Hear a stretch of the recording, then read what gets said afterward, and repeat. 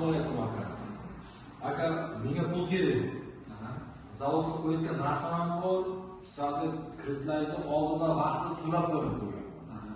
Bankrot bo'lganman, bankrot bo'lgan taqdirda shu hamma qarzni berganman. Lekin yana kredit olmoqchiman naqd bilan. Shu bera olasizmi?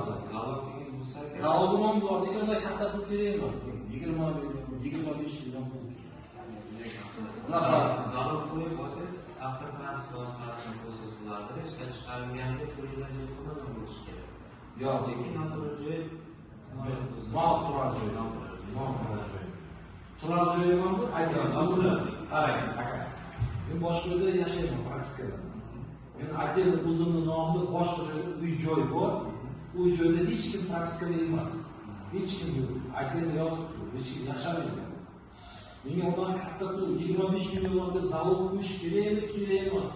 25 million ahmoq emasmi? Tadbirkorlik mavzusiz, oila ta'minotlarini turib, yo'q, mahallada hokimiyat administratsiyasini beriladi.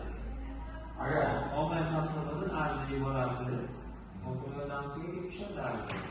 Shu hujjatlarni ma'qullab tavsiya qilib bersa, keyin bankka kelib tushasiz, biz bank bilan